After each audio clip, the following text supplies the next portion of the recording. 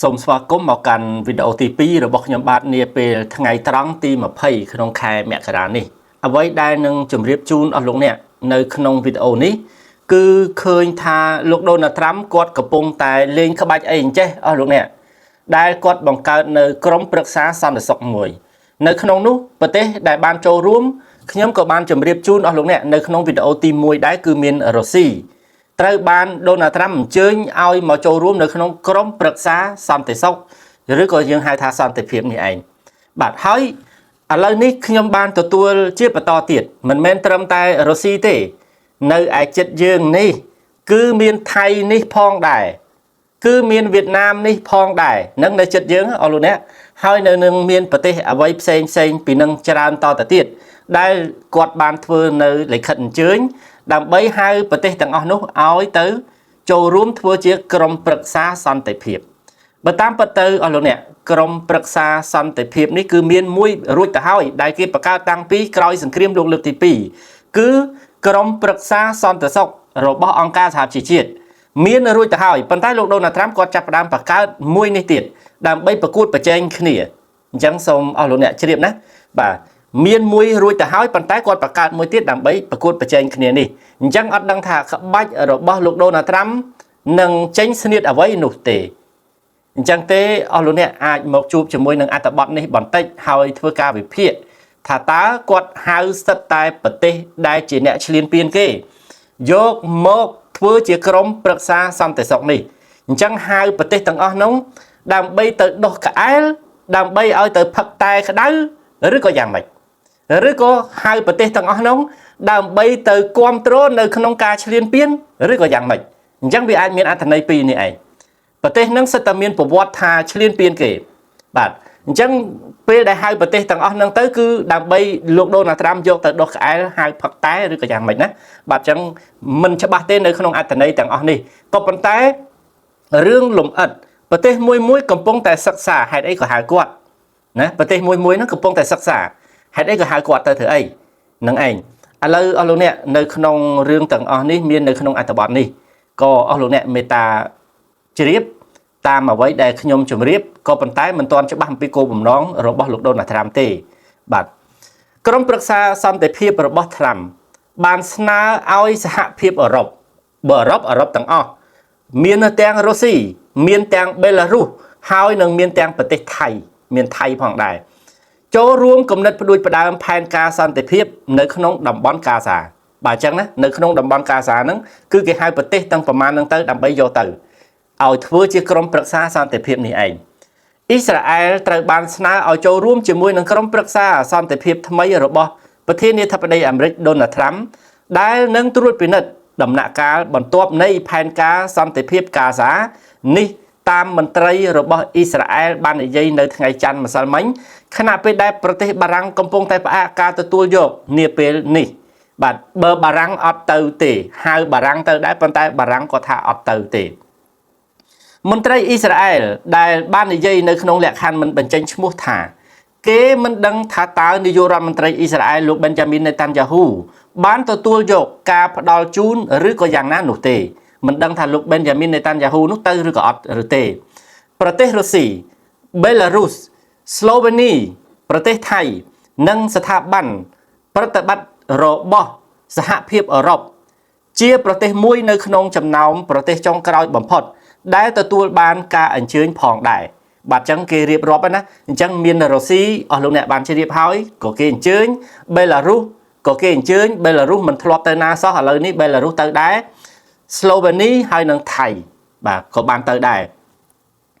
វាមិនទាន់ច្បាស់ទេថាតើមេដឹកនាំប្រមាណអ្នកនឹងត្រូវស្នើសុំឲ្យមានការចូលរួមជាមួយក្រុមប្រឹក្សាភិបាលហើយការអញ្ជើញមួយចំនួនធំដែលត្រូវបានផ្ញើចេញនោះរួមទាំងប្រទេសដែលមិនចុះសម្រុងគ្នាដែលបានចោទប្រកាន់សំណួរអំពីអាណត្តិនិងដំណើរការធ្វើការសម្រេចចិត្តរបស់ក្រុមប្រឹក្សាភិបាលបាទអញ្ចឹងឥឡូវនេះអត់ទាន់ច្បាស់ទេថានឹងមានប្រមាណតទៅទៀតព្រោះប្រទេសដែលត្រូវបានអញ្ជើញដោយលោកដូណាល់ត្រាំនោះឯងមានប្រទេសមួយចំនួនធំអត់ចុះសម្រុងគ្នាក៏ត្រូវបានអញ្ជើញដែរប្រទេសខ្លះហ្នឹងគឺអត់ចុះសម្រុងគ្នាទេក៏ត្រូវបានអញ្ជើញដែរ ហើយគេកំពុងតែចោទសួរថាតើអំពីអាណត្តិឬក៏ដំណើរការនៃការសម្រេចចិត្តរបស់ក្រុមប្រឹក្សាភិបាលនេះជាអ្វីខ្លះអញ្ចឹងយកគាត់ទៅនឹងយកទៅធ្វើអីយកទៅដោះក្អែលយកទៅផឹកតែក្តៅឬក៏យកទៅដើម្បីគ្រប់គ្រងឲ្យពួកគាត់បន្តនៃការឈ្លានពានតទៅទៀតដូចជារុស្ស៊ីចឹងដែរបាទដូចជាបេឡារុសចឹងដែរបាទហើយនៅខាងជិតខាងយើងនេះគឺមានដូចជាសៀមនេះផងដែរអស់លោកអ្នកបាទចឹងណាក៏ហៅយកទៅដែរអញ្ចឹងបន្តឬក៏គ្រប់គ្រងឲ្យខាងសៀមនេះត្រូវយ៉ាងម៉េចទៀតជាមួយនឹងខ្មែរយើងជាមួយនឹងភូមាជាមួយនឹងម៉ាឡេក៏ដូចជាជាមួយនឹងឡាវអីចឹងទៅនេះអញ្ចឹងសូមអស់លោកអ្នកមេត្តាវិភាគតាមការគួរព្រោះអត់ដឹងពីគោលបំណងឲ្យបានច្បាស់លាស់របស់ការសម្រេចចិត្តក្រុមប្រឹក្សាភិបាលនេះទេបាទអត់ទាន់ដឹងទេម្នាក់កំពុងតែឆ្ងល់នៅសុកឯកអគ្គរដ្ឋទូតគេចាក់សបុតមកអញ្ជើញបាទដល់ពេលអញ្ចឹងទៅឥឡូវនេះគឺកំពុងតែសិក្សាស្រាវជ្រាវឲ្យបានស៊ីជម្រៅនៅក្នុងតំណែងរបស់ខ្លួននៅក្នុងក្រុមប្រឹក្សាមួយនេះណាអរលោកណាបាទមិនស្គាល់ផងដែរអំពីទួនាទីដែលមានសក្តានុពលរបស់អ៊ីស្រាអែលនៅលើក្រុមប្រឹក្សាភិបាលដែលទទួលបន្ទុកអនុវត្តកិច្ចព្រមព្រៀងបទឈប់បាញ់ដែលពាក់ព័ន្ធដោយផ្ទាល់នោះទេបាទអញ្ចឹងសូម្បីតែអ៊ីស្រាអែលក៏គាត់អត់ដឹងថាខ្លួនគាត់ត្រូវធ្វើអីនៅក្នុងក្រុមប្រឹក្សានឹងដែរមិនដឹងជាអនុវត្តស្អីទេពីព្រោះអ៊ីស្រាអែលនេះគឺជាអ្នកវាយប្រហារតែម្ដងនៅលើតំបន់កាហ្សាត្រូវបានព្យួរអស់រលីងដោយសារអ៊ីស្រាអែលនេះឥឡូវហៅអ៊ីស្រាអែលទៅដែរអញ្ចឹងនេះគឺជានយោបាយរបស់លោកដូណាល់ត្រាំឬក៏យ៉ាងដូចម្ដេចក៏សុំតាមតទៅទៀតហើយក្រុមប្រឹក្សានេះគេនឹងជួបជុំគ្នានៅថ្ងៃខែណាក៏មិនទាន់បានឃើញដាក់ឲ្យច្បាស់លាស់ដែរប៉ុន្តែបើសម្រាប់ថ្ងៃស្អែកទី21ទី22លោកដូណាល់ត្រាំគាត់ទៅកាន់ឯកិច្ចប្រជុំកំពូលសេដ្ឋកិច្ចពិភពលោកនៅឯទីក្រុង Davos របស់ប្រទេសស្វីសឯណោះបាទថ្ងៃទី21 22គឺជាកន្លែងដែលលោកដូណាល់ត្រាំនឹងត្រូវជួបជាមួយនឹងមេដឹកនាំរបស់អឺរ៉ុបនិយាយអំពីបញ្ហាកោះ Greenland បាទអញ្ចឹងនៅក្នុងកោះ Greenland អ្វីដែលលោកពូបានសួរអស់លោកអ្នកណាលោកពូគាត់បានសួរហើយខ្ញុំក៏បានជម្រាបប្រាប់គាត់អញ្ចឹងខ្ញុំមិនអោយថា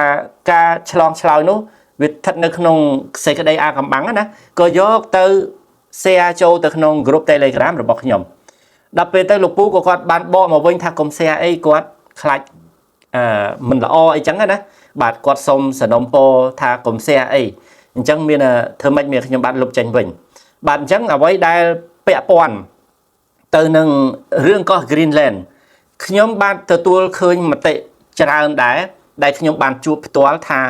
កោះ Greenland នោះបាទសូមបើកកំពង់កញ្ចក់នៃកន្លែងនេះបន្តិចថាកោះ Greenland នោះគួរតែអាមេរិកអ្នកទទួលយកទៅកុំឲ្យកោះ Greenland នឹងបានទៅលើដៃចិនបានទៅលើដៃរុស្ស៊ីអី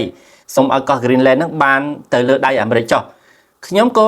ឆ្ងល់ដែរថាហេតុអីបានទៅបកគលឲ្យគេអ្នកដទៃបើកោះ Greenland អត់មានម្ចាស់អានោះសមតែបកគលស្រាប់នៅទីនោះទឹកដីស្អាតអត់មានមនុស្សរស់នៅម្នាក់អានឹងគួរតែបកគល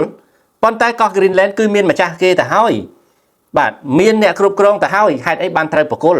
កាលណាយើងបកគលអញ្ចឹងចង់បានអញ្ចឹងមានន័យថាចូលកិច្ចការងារមួយឈ្លានពានទៅដល់អធិបតេយ្យភាពរបស់គេហើយអ្នកណាក៏ដោយឲ្យតែមានចិត្តថាចង់យកមិនថាចិនរុស្ស៊ីឬក៏អាមេរិកទេឲ្យតែថាមានចិត្តចង់យកអ្នកនោះនឹងខ្លាចទៅជាជនឈ្លានពានជាក់ជាមិនខានឡើយបើដូចជាដាណាម៉ាកដែលគ្រប់គ្រងស្វ័យយ័តនៅលើកោះ Greenland នោះអស់លោកអ្នកដាណាម៉ាកមិនអាចខ្លាយទៅជាប្រទេសកុម្មុយនីសបានទេហេតុអីពីព្រោះដាណាម៉ាកមានការបោះឆ្នោតដាណាម៉ាកគឺជាប្រទេសប្រជាធិបតេយ្យនៅក្នុងចង្កោមនៃសម្ព័ន្ធមិត្តរបស់អឺរ៉ុបក៏ដូចជាសម្ព័ន្ធមិត្តរបស់ NATO ដែរដូច្នេះដាណាម៉ាកមិនអាចខ្លាយទៅជាប្រទេសផ្ដាច់ការកុម្មុយនីសបានទេមិនចាំបាច់បកគលកោះ Greenland នេះទៅឲ្យអាមេរិកទេដែលកោះ Greenland ត្រូវបានសុកសាននោះ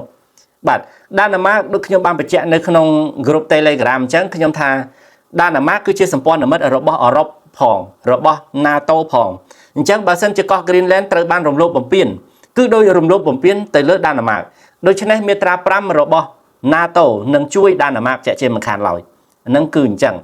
ងកុំភ័យរឿងកោះ Greenland នេះថាបានទៅអាមេរិកបានសុកនោះមិនទេនៅក្នុងដៃដាណាម៉ាកផ្ទាល់ក៏សុកដែរអរលោកអ្នកណានេះគំនិតរបស់ខ្ញុំហើយគំនិតជាច្រើនដែលគាត់យល់គាត់ថាតោះតែឲ្យទៅអាមេរិកបានសុកនេះគឺខ្ញុំអត់គ្រប់គ្រងទេព្រោះថាវារំលោភបំពានទៅដល់អធិបតេយ្យភាពរបស់គេក៏ជាការរំលោភបំពានទៅលើច្បាប់អន្តរជាតិ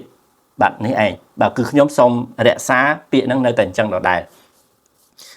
មិនឲ្យទៅណាទេមិនសំខាន់មិនឲ្យទៅរុស្ស៊ីក៏មិនឲ្យទៅចិនដែរគឺឲ្យនៅលើដៃម្ចាស់ដើមចុះបាទនេះឯងណាអរលោកអ្នកនៅក្នុងបិទវងកញ្ចក់មកវិញមកដល់បញ្ហានៃក្រមប្រឹក្សាភិបាលផ្នែកសន្តិសុខដូចជាសន្តិភាពនៅឯតំបន់កាហ្សានេះអញ្ចឹងអ្វីដែលលោកដូណាល់ត្រាំធ្វើការអញ្ជើញប្រទេសទាំងអស់នោះប្រទេសមួយស្រឡាំងកាំងហេតុអីក៏ខ្លួនត្រូវមានទួនាទីទៅអញ្ចឹងណាបាទអញ្ចឹងមានតែប្រទេសបារាំងមួយទេដែលគាត់ថាអត់ទៅគាត់អត់ចង់ចូលរួមអរលោកអ្នកអ្វីដែលគេបាននិយាយថាអញ្ចឹងឯកសារយោងរបស់ត្រាំនៅក្នុងលិខិតអញ្ជើញបាននិយាយថាស្ថាប័ននេះនឹងចាប់ផ្ដើមវិធីសាស្ត្រថ្មីយ៉ាងក្លាហាននៅក្នុងការដោះស្រាយចំនួនសកលលោកណែគាត់និយាយអញ្ចឹងណា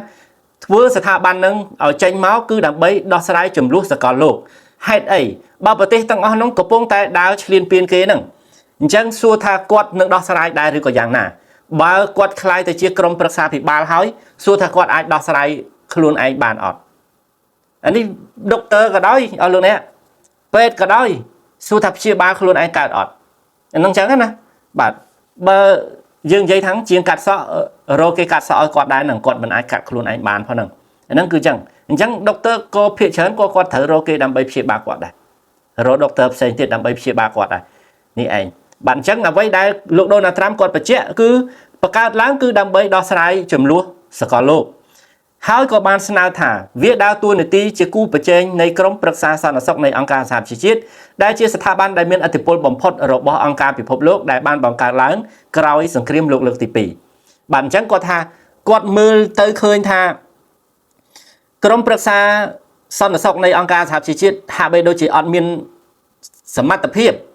អត់មានប្រសិទ្ធភាពនៅក្នុងការដោះស្រាយអញ្ចឹងគាត់បង្កើតក្រុមប្រឹក្សាភិបាលនឹងមួយទៀតដើម្បីដោះស្រាយវិបត្តិរបស់ពិភពលោកនឹងគឺគាត់ចង់និយាយចឹងបាទហើយគេដឹងថាអង្គការសហប្រជាជាតិនេះគឺបានបង្កើតនៃក្រុមប្រឹក្សាសន្តិសុខរបស់អង្គការសហប្រជាជាតិនឹងតាំងពីក្រោយសង្គ្រាមលោកលើកទី2ឯណោះបាទប៉ុន្តែលោកដូណាល់ត្រាំឥឡូវគាត់ចង់បង្កើតមួយទៀតដើម្បីទៅគ្រប់គ្រងទៅលើបញ្ហាសកលនេះឯងខ្ញុំបញ្ជាក់ជូនម្ដងហើយម្ដងទៀតសង្ឃឹមថាអស់លោកអ្នកកុំធុញទ្រាន់ក៏ប៉ុន្តែអស់លោកអ្នករីករាយដើម្បីទទួលយល់ទៅវិញទេបាទទោះបីជាយ៉ាងណាក៏ដោយប្រទេសបារាំងមិនមានគម្រោងចូលរួមនៅក្នុងក្រុមប្រឹក្សាសន្តិភាពនៅក្នុងដំណាក់កាលនេះទេឥឡូវនេះគឺបារាំងអត់ចង់ចូលរួមទេពួកបារាំងគាត់ចាំមើលសិនដែរបាទបើទោះបីជាទទួលបានការអញ្ជើញក៏ដោយក៏មន្ត្រីបារាំងដែលស្និទ្ធស្នាលទៅប្រធានាធិបតីរបស់បារាំងលោក Emmanuel Macron ក៏បាននិយាយកាលពីថ្ងៃច័ន្ទថាបារាំងអត់ទាន់ចូលរួមនៅក្នុងដំណាក់កាលនេះទេលើកដំបូងនេះអត់ទាន់ចូលរួមទេមានន័យថាបារាំងអង្គុយចាំមើលសិនថាតើវាទៅរបត់ណាវាទៅយ៉ាងម៉េចអញ្ចឹងបានគាត់សម្រេចចិត្តតាមក្រោយតទៅទៀតមន្ត្រីរូបនោះបាននិយាយដោយមិនបញ្ចេញឈ្មោះស្របតាមប្រធានាធិបតីបារាំងបាននិយាយថាបញ្ហានេះកំពុងតែចោទជាសំណួរជាពិសេសគឺតាក់ទងទៅនឹងគោលការណ៍និងរចនាសម្ព័ន្ធរបស់អង្គការសហប្រជាជាតិបាទអញ្ចឹងណាកំពុងតែចោទសួរសំណួរកំពុងតែឆ្ងល់គោលការណ៍វាយ៉ាងម៉េចក្រុមប្រឹក្សាភិបាលសន្តិភាពរបស់ឆ្នាំហ្នឹងបាទហើយហេដ្ឋារចនាសម្ព័ន្ធរបស់អង្គការសហប្រជាជាតិយ៉ាងម៉េចអីចឹងទៅស្ដេចមហាមេត្យទី6របស់ប្រទេសម៉ារ៉ុកបានទទួលយកកាលពីថ្ងៃច័ន្ទបាទអញ្ចឹងថ្ងៃច័ន្ទស្ដេចមហាមេត្យទី6របស់ប្រទេសម៉ារ៉ុកហ្នឹងទទួលបានលិខិតយាងនឹងដែរបាទលោកបានទទួលលិខិតយាងនឹងដែរដោយคล้ายទៅជាមេដឹកនាំអារ៉ាប់ដំបូងគេហើយយ៉ាងហោចណាស់មេដឹកនាំពិភពលោកទី5ដែលត្រូវបានចូលរួមប្រទេសវៀតណាមកាហ្សាស្ថានហុងគ្រីហើយនិងអាសង់ទីនក៏ត្រូវបានចុះហត្ថលេខាផងដែរបាទអញ្ចឹងមានប្រទេសនៅជិតយើងហ្នឹងគឺវៀតណាមមានកាហ្សាស្ថានមានហុងគ្រីនិងអាសង់ទីនអស់លោកអ្នកណាយល់ហើយថាហុងគ្រីជាប្រទេសយ៉ាងម៉េចកាហ្សាស្ថានគឺជាប្រទេសយ៉ាងម៉េចដែលលោកដូណាល់ត្រាំត្រូវអញ្ជើញចូលរួមដែរអញ្ចឹងគាត់ប្រមូលប្រទេសដែលហៅថាសឹងថាប្រទេសផ្ដាច់ការចោះយើងនិយាយឲ្យខ្លីចឹងចោះឲ្យទៅចូលរួមទាំងអស់អត់ឲ្យប្រទេសណាមួយនៅតែទេបើសំបីតែរុស្ស៊ីជាប្រទេសមួយដែលផ្ដាច់ការកុម្មុយនីសហើយជាប្រទេសដែលឈ្លានពានល្បីទូទាំងពិភពលោកដោយសពថ្ងៃនេះក៏ហៅទៅចូលរួមទៀតអញ្ចឹងណាបាទអញ្ចឹងសួរថាដឹងច្បាប់របស់គាត់យកអ្វីយកទៅអនុវត្តនោះទេបាទអញ្ចឹងយើងអត់ទាន់ដឹងទាំងអស់នៅក្នុងរឿងនេះគឺមិនអាចទៅថាចោតប្រកាន់លោកដូណាល់ត្រាំយ៉ាងម៉េចទេ អ្នកនាំពាក្យវិមានក្រុមឡើងគឺលោក Dmitry Peskov គាត់បាននិយាយថាប្រធានាធិបតីរុស្ស៊ីលោក Vladimir Putin ក៏ទទួលការអញ្ជើញហើយឥឡូវនេះវិមានក្រុមឡើងកំពុងតែសិក្សាព័ត៌មានលម្អិតណែអញ្ជើញគេឆ្ងល់អញ្ចឹងគេត្រូវតែស្វែងយល់វាច្បាស់សិនការស្វែងរកភាពច្បាស់លាស់នេះនៅក្នុងតំណែងជាមួយនឹងសហរដ្ឋអាមេរិកនេះគឺកំពុងតែមមាញឹកហើយលោក Dmitry Peskov គឺគាត់និយាយចឹងនៅសុកស្រាប់តែអញ្ជើញឲ្យលោកពូទីនទៅចូលរួមក្រុមប្រឹក្សាភិបាលសន្តិភាពដែរដល់ពេលចឹងទៅសន្តិភាពមិនបើខ្លួនឯងកំពុងតែវាយអ៊ុយក្រែនអត់ដែរឈប់ផងរាល់ថ្ងៃបាទនឹងចឹងណាគេឆ្ងល់ចឹងហើយបើសិនជាប្រទេសបេឡារុសវិញអស់លោកអ្នកលោក Alexander Lukashenko បានត្រៀមខ្លួនរួចជាស្រេចដើម្បីចូលរួមបេឡារុសណាបាទអត់ដែរមានតំណែងអីជាមួយនឹងពិភពលោកទេស្ងាត់ឈឹងមកប្រទេសគាត់ដោយសារប្រទេសគាត់គឺជាប្រទេសមួយដែលផ្ដាច់ការព្រោះ Lukashenko គាត់កាន់ជាប្រធានាធិបតីនេះច្រើនឆ្នាំហើយបើទោះបីជាខំប្រឹងធ្វើបដិវត្តទម្លាក់លោក Lukashenko នេះអស់រយៈពេលម្ដងឬក៏ពីរដងហើយនៅក្នុងអាណត្តិរបស់គាត់នេះតែធ្វើអត់បានជោគជ័យគឺគាត់បានសម្លាប់ច្រើនចាប់ខ្លួនច្រើននេះឯងឥឡូវអញ្ជើញគាត់ទៅចូលរួមដែរហើយគាត់ក៏ត្រៀមនឹងចូលរួមដែរនិយាយមិនទៅមិនអស់លោកអ្នកនៅសុកគេហៅទៅចូលរួមអញ្ចឹងមុខមាត់ថ្លៃថ្លាស្កឹមស្កៃណាស់បាទក្រសួងការបរទេសថៃបាននិយាយថាថៃក៏ត្រូវបានអញ្ជើញនិងពិនិត្យមើលព័ត៌មានលម្អិតដែរថៃក៏ត្រូវបានគេអញ្ជើញហើយក៏កំពុងតែពិនិត្យមើលព័ត៌មានលម្អិតថាតើវាយ៉ាងដូចម្ដេចដូចជាអស់លោកជ្រាបហើយថាថៃសប្តាហ៍ថ្ងៃនេះកំពុងតែបង្កើតគេឈ្មោះល្អណាស់នៅក្នុងតំបន់នេះគឺដើរវាយគេវាយឯងអ្វីដែលវាយពិតប្រាកដឃើញច្បាស់ជាងគេគឺវាយខ្មែរកន្លងទៅនេះបាទយកទឹកដីខ្មែរយ៉ាងច្រើនកន្លងទៅនេះអញ្ចឹងថៃណាត្រូវបានគេអញ្ជើញផងដែរអញ្ចឹងអញ្ជើញនឹងអញ្ជើញសិតតែអ្នកខូចអញ្ចឹងដើម្បីអីក្រែងយកទៅដុសក្អែលហ្នឹងណាអរលោកណាបាទអ្នកនាំពាក្យរបស់គណៈកម្មាធិការអឺរ៉ុបគឺលោក Olaf Gil បាននិយាយថាលោកស្រី Ursula von der Leyen ប្រធានគណៈកម្មាធិការនឹងកំពុងនិយាយទៅកាន់មេដឹកនាំអឺរ៉ុបផ្សេងទៀតអំពីតំបន់កាហ្សាលោក Gil មិនបាននិយាយថាតើការអញ្ជើញរបស់ខ្លួនបានទទួលដែរឬក៏យ៉ាងណាក៏ប៉ុន្តែគណៈកម្មាធិការចង់ចូលរួមចំណែកនៅក្នុងផែនការដ៏ទូលំទូលាយជាមួយនឹងការបញ្ចប់ចំនួននៅកាហ្សាសហរដ្ឋអាមេរិកត្រូវបានគេរំពឹងថានឹងប្រកាសបញ្ជីឈ្មោះសមាជិកផ្លូវការរបស់ខ្លួននៅក្នុងប្រមាណថ្ងៃខាងមុខដែលទំនងជានៅក្នុងអំឡុងពេលកិច្ចប្រជុំវេទិកាសេដ្ឋកិច្ចពិភពលោកនៅទីក្រុង Davos របស់ប្រទេសស្វីសអញ្ចឹងថ្ងៃដែលគាត់ទៅប្រជុំនៅវេទិកាសេដ្ឋកិច្ចពិភពលោកនៅទីក្រុង Davos ហ្នឹងគឺគាត់អាចឆ្លៀតពេលប្រកាសសមាជិកបាទឈ្មោះសមាជិករបស់គាត់នោះតែម្ដងនៅថ្ងៃទី21ថ្ងៃទី22ហ្នឹងឯងហើយជាគាត់អាចឆ្លៀតពេលប្រកាសថាមានប្រទេសណាខ្លះដែលជាសមាជិកសំខាន់គោលបំណងនោះគឺជាស្អីសម្រាប់គោលបំណងចំពោះមុខដែលត្រូវទៅនោះគឺជាការបញ្ចប់ចំនួននិងការកសាងឡើងវិញនៅតំបន់កាហ្សាហើយគឺអត់មានអីក្រៅពីនឹងទេនឹងចំពោះមុខប៉ុន្តែក្រោយពីនឹងទៀតឬក៏អ្វីផ្សេងពីនឹងទៀតថាតើគឺជាអ្វីនោះគឺអត់ទាន់ដឹងដែរព្រោះប្រទេសទាំងអស់កំពុងតែសិក្សាឲ្យបានច្បាស់លាស់លោកអ្នកសមាជិកក្រុមប្រឹក្សាភិបាលនឹងត្រួតពិនិត្យគណៈកម្មាធិការប្រតិបត្តិការដែលនឹងទទួលបន្ទុកអនុវត្តដំណាក់កាលទី2ដ៏លំបាកនៃផែនការសន្តិភាពតំបន់កាហ្សាដែលរួមមានការដាក់ពង្រាយកងកម្លាំងសន្តិសុខអន្តរជាតិនិងការរំសាយអាវុធរបស់ក្រុមហាម៉ាស់និងការកសាងឡើងវិញនៅទឹកដីដែលបំផ្លិចបំផ្លាញដោយសង្គ្រាមនៅក្នុងតំបន់កាហ្សានេះអញ្ចឹងអ្វីដែលពួកគាត់ធ្វើនឹងគឺអញ្ចឹងអស់លោកអ្នកណាទី1គឺពួកគាត់ត្រូវតែអនុវត្តដ៏លំបាកសម្រាប់ផែនការសន្តិភាពនៅតំបន់កាហ្សាដោយសារអីដោយសារត្រូវពង្រាយកងកម្លាំងសន្តិសុខអន្តរជាតិនៅក្នុងទឹកដីកាហ្សាហ្នឹងហើយដើម្បីឲ្យក្រុមហាម៉ាស់រំសាយអាវុធចោលទាំងអស់ឲ្យធ្វើជាប្រជាជនធម្មតាទៅហើយនឹងការរៀបចំក្រោយពីការបំផ្លិចបំផ្លាញនេះបាទធ្វើម៉េចដោះស្រាយនៅក្នុងរឿងហ្នឹងអ្នកផ្ដល់វិភាគទាន$1000 លានធានានៅសមាជិកភាពអចិន្ត្រៃយ៍នៅលើក្រុមប្រឹក្សាភិបាលដោយប្រាក់នេះនឹងកសាងឡើងវិញនៅក្នុងតំបន់កាហ្សាអ្នកណាក៏ដោយប្រទេសណាក៏ដោយឲ្យតែមានលុយ$1000 លានផ្ដល់ចូលទៅក្នុងក្រុមប្រឹក្សាភិបាលសន្តិភាពនេះនឹងคล้ายទៅជាសមាជិកភាពអចិន្ត្រៃយ៍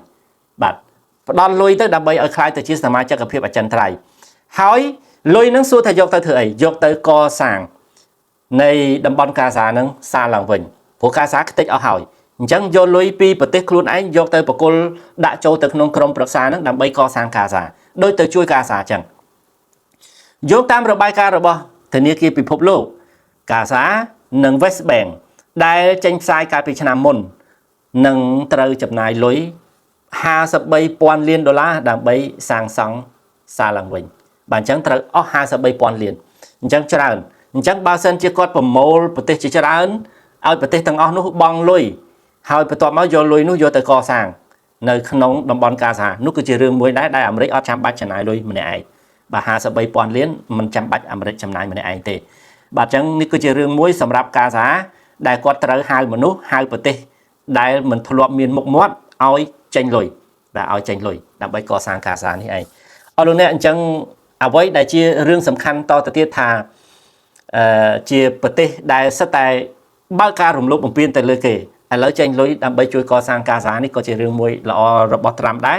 ឬក៏នៅមានអីក្រៅពីនឹងទៀតនោះក៏យើងអត់ទាន់ដឹងទេអញ្ចឹងទេសូមអស់លោកអ្នកមេត្តាតាមដាននៅក្នុងចំណុចនេះបន្តទៅទៀតតាមការគួរហើយក៏សូមអរគុណសម្រាប់ការតាមដាននៅក្នុងវីដេអូនេះ